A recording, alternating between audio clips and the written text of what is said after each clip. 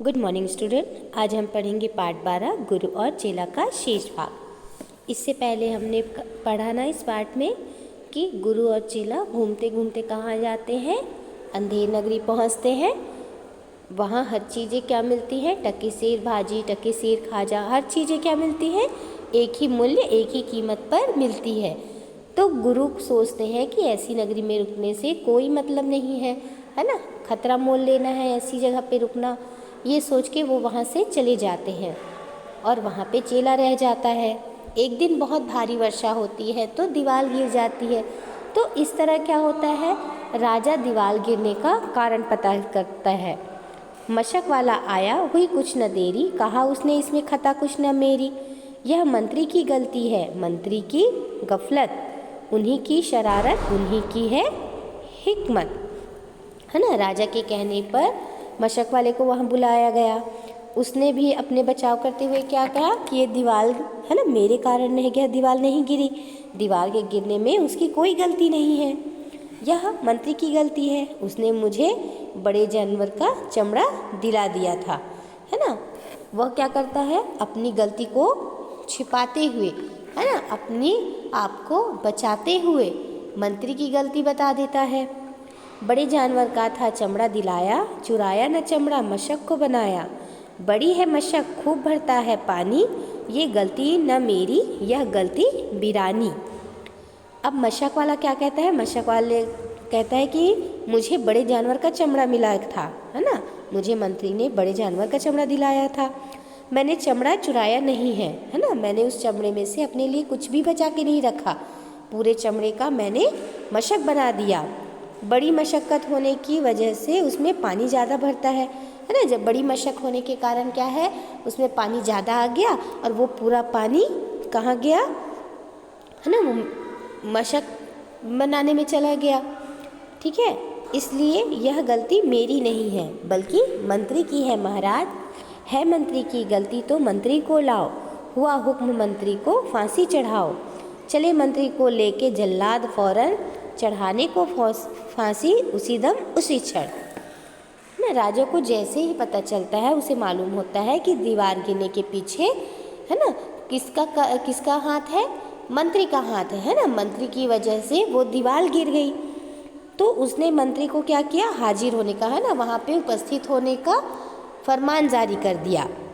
मंत्री आया तो राजा ने उसे फांसी पर चढ़ा देने का हुक्म सुनाया।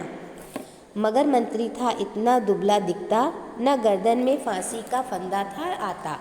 कहा राजा ने जिसकी मोटी गर्दन, है ना, हो, पकड़ कर उसे फांसी दो तुम इसी क्षण। अब देखो, वो राजा तो अनबुझ था, है ना, मूर्ख था। अब जब किसी दूसरे व्यक्ति को फांसी पे चढ़ाना है ना, तो उसके नाप का फांसी का फंदा तैयार किया जाता है। तो अब मंत्री जो था वो कैसा था, दुबला पतला था, तो उसकी गर्दन भी पतली थी, है ना, तो फांसी जो था वो क्या था, बहुत बड़ा था। जल्लाद मंत्री को उसी क्षण लेकर फांसी पर चढ़ाने के लिए गया, किंतु मंत्री काफ़ी दुबला था, उसकी गर्दन इतनी पतली थी कि फांसी के फंदे में नहीं आ पा रही थी।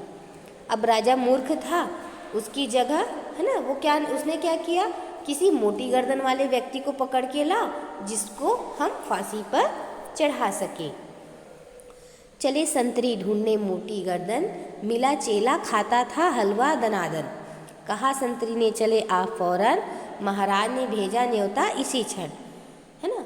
महाराज के कहने पे क्या करते हैं, मंत्री जो है ना, संतरी लोग क्या करते हैं, मोटी गर्दन वाले व्यक्ति को ढूंढने निकल पड़ते हैं।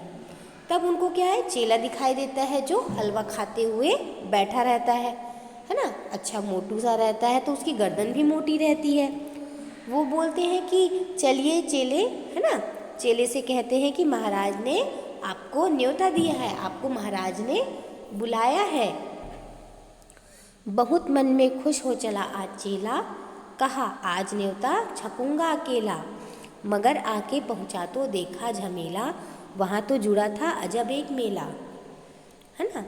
अब जब पता चलता है चेले को कि महाराज ने उसे न्योता दिया है, तो चेला क्या सोचता है कि महाराज ने उसे न्योता दिया है तो वहाँ पे जम के खाने को मिलेगा। राजा के दरबार में अलग अलग प्रकार की, है ना, वहाँ के पकवान होंगे, वहाँ बहुत सारा मैं खाऊंगा। लेकिन जब वहाँ पहुँचता है तो वो देखता है कि वहाँ पे कुछ अलग ही समस्या है ना, अलग ही झमेला खड़ा था।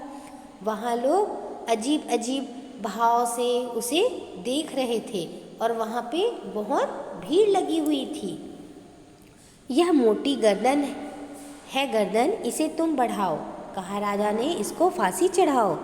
कहा चेले ने, कुछ खता तो बताओ। राजा ने, चुप, न बकबक मचाओ। अब मोटी गर्दन वाले जो चेला था उसको देखकर राजा ने कहा, फौरन उसे फांसी पर चढ़ाओ, है ना, उसे फौरन ही फांसी पे चढ़ाने का हुक्म दे देते हैं।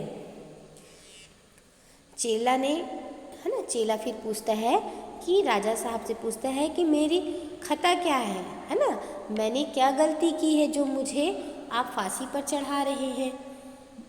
तो राजा चेले की बात सुन के उसे चुप करा देते हैं कि ज़्यादा बकबक मत करो, तुम चुप हो जाओ। मगर था न बुद्धू, था चालाक चेला, मचाया बड़ा ही वहीं पर झमेला। कहा पहले गुरुजी के दर्शन कराओ, मुझे बाद में चाहे फांसी चढ़ाओ। अब चेला बुद्धू तो नहीं था, है ना, वो तो बहुत चालाक था चेला। उसने वहीं पर एक सोच लगाई, अपनी बुद्धि लगाई और कहा मुझे फांसी पे चढ़ा दो, लेकिन मुझे फांसी पे चढ़ाने से पहले मुझे मेरे गुरु से मिलने दिया जाए, है ना, मेरे गुरुजी के एक बार दर्शन करा दो, मैं गुरुजी के दर्शन कर लूँ, उसके बाद मुझे फांसी पे चढ़ा देना। गुरुजी बुलाए गए झट वहाँ पर कि रोता था चेला खड़ा था जहाँ पर। गुरुजी ने चेले को आकर बुलाया, तुरंत कान में मंत्र कुछ गुनगुनाया। अब जब राजा को पता चलता है कि चेला फांसी पे चढ़ने से पहले अपने गुरु से मिलना चाहता है, तो वहाँ पे गुरुजी को बुलाया जाता है।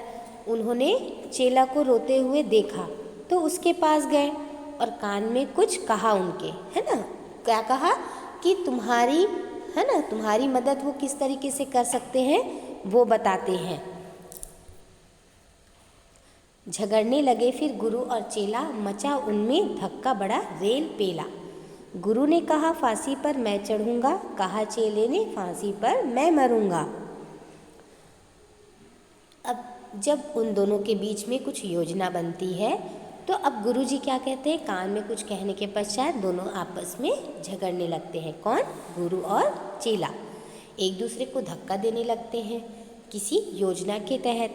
गुरु कहते हैं कि मैं फांसी पर चढ़ूंगा और चेला कहता है कि मैं फांसी पर चढ़ूंगा, है ना। दोनों आपस में क्या करते हैं, झगड़ने लगते हैं कि हम पहले फांसी पर चढ़ेंगे और हम पहले फांसी पर चढ़ेंगे। हटाए न हटते अड़े ऐसे दोनों, छुटाए न छुटते लड़े ऐसे दोनों।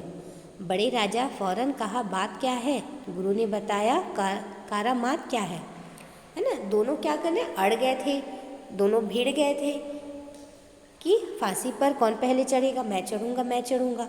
तभी राजा जो है वो आगे आते हैं और दोनों के बीच, है ना, बात को पूछते हैं कि आखिर बात क्या है ना, आप दोनों आपस में लड़ क्यों रहे हैं। चढ़ेगा जो फांसी मुहूर्त है ऐसी, न ऐसी मुहूर्त बनी बढ़िया जैसी। वह राजा नहीं चक्रवर्ती बनेगा, यह संसार का छत्र उस पर तनेगा। अब गुरु और चेला, है ना, दोनों योजना बनाते हुए क्या करते हैं, आपस में लड़ने लगते हैं। गुरु ने बताया वहाँ पे राजा को कि फांसी पे चढ़ने का एक शुभ मुहूर्त है ना। वो क्या करते हैं कि फांसी से अपने चेलों को बचाने के लिए योजना बनाते हैं कि फांसी पे चढ़ने का एक शुभ मुहूर्त है, ऐसा मुहूर्त, है ना, जो राजा को चक्रवर्ती बना देगा, पूरे संसार का छत्र उस पर तनेगा, है ना। जिस पर भी ये ताज सजेगा वो चक्रवर्ती राजा बन जाएगा, जो इस शुभ मुहूर्त पर फांसी पर चढ़ेगा। कहा राजा ने बात सच यही, गुरु का कथन झूठ होता नहीं है। कहा राजा ने फांसी पर मैं चढ़ूँगा, इसी दम फांसी पर मैं ही टकूँगा, है ना। अब राजा ने क्या कहा, गुरु से जैसे ही पता चलता है कि शुभ मुहूर्त में फांसी चढ़ने वाला व्यक्ति चक्रवर्ती राजा बनेगा, तो वो क्या कहते हैं कि गुरु की बात को सुन लेते हैं। वो कहे कि शुभ मुहूर्त है तो मैं स्वयं फांसी पर चढ़ूँगा। चढ़ा फांसी राजा, बजा खूब बाजा, प्रजा खुश हुई जब मरा मूर्ख राजा। बजा खूब घर घर बधाई का बाजा, थी अंधेर नगरी था अनबुझ राजा। अब जैसे ही राजा फांसी पर चढ़ता है ना, राजा की मृत्यु हो जाती है। तो प्रजा, वहाँ की जो प्रजा है वो बहुत ही खुश हो जाती है। क्यों खुश हो जाती है? क्योंकि उनका जो राजा था वो अनबुझ था, मूर्ख था। हर चीज़ों को टकेसेर, है ना, वह टकेसेर में सभी चीज़ों का मूल्य रखता था कि एक ही मूल्य में खाजा, एक ही मूल्य में मिठाई, एक ही मूल्य में हर वस्तु का एक ही मूल्य होता था। तो ऐसे राजा से सभी प्रजा परेशान हो गई थी। तो जिस दिन राजा को फांसी, है ना, जिस दिन राजा फांसी पर चढ़ते हैं उस दिन वहाँ की प्रजा बहुत खुश होती है। मूर्ख राजा के मरते ही घर घर में बधाइयाँ और बाजा बजने लगते हैं। ठीक है, तो ऐसे एक नगरी थी, अंधेर नगरी, जहाँ के मूर्ख राजा थे, अनबुझ राजा थे। ठीक है, थैंक यू।